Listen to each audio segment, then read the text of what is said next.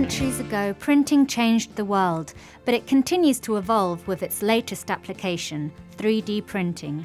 Middle East Business looks at the revolutionary role of 3D printing in modern technology as it gets ready to change the world anew. 3D printing is considered a game changer in the medical field by replicating human organs for transplant.